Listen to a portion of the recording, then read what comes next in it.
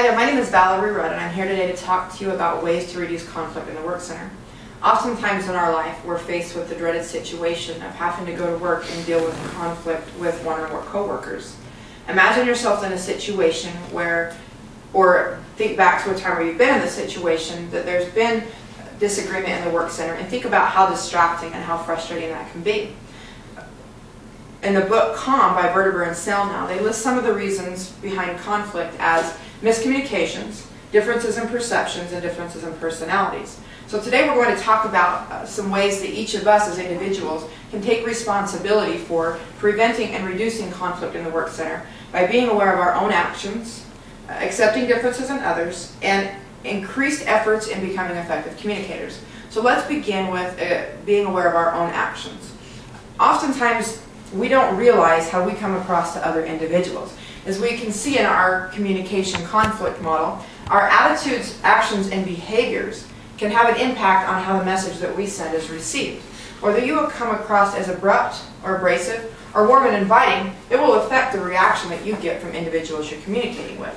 So, also in communication, miscommunication and misunderstandings can lead to conflict.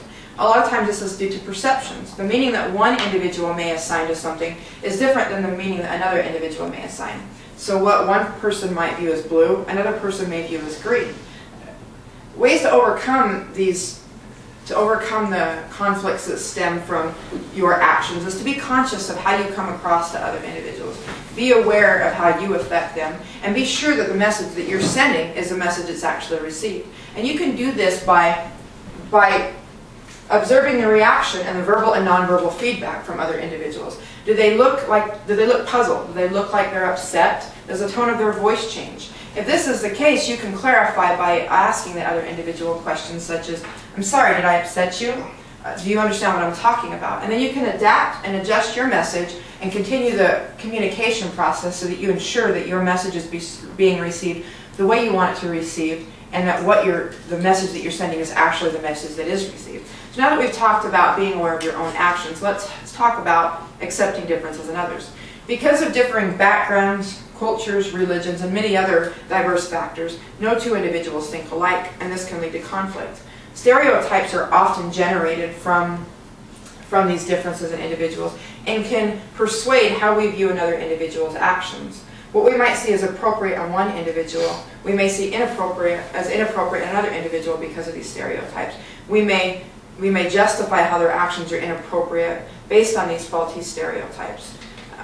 More common than stereotypes in the work center are just simple differences in opinion and differences in how people like to do things. You may have one individual that's really focused on quality in the work center, whereas another individual is focused on speed and accuracy, and that can cause conflicts in the way to do things. So to overcome and accept these differences in others, it's important to realize that there is not one best way to do things, and to realize that different views often bring fresh ideas. Another good way to do it is to integrate ideas. When you're focused on quality and another individual is focused on speed and accuracy, come together and integrate your ideas. Take the best of both worlds to create a superior result. Also realize, most importantly, that every individual has something valuable to bring to the table, regardless of their differences.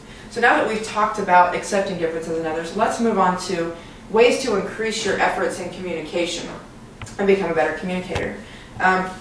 In the article by Hoffman titled Exit and Voice, Organizational Loyalty and Dispute Resolution Strategies from the magazine Social Forces, Hoffman states that most people view conflict as a sign of a bad relationship, when in reality conflict is a normal part of a relationship.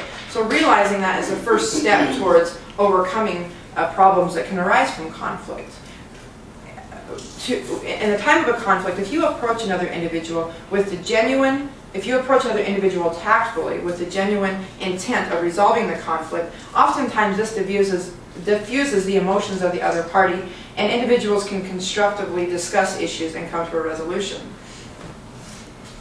Also, ask for feedback. Find out how you typically come across to others. Find out your weaknesses in communication, and learn what you need to work on to become a better, more effective communicator.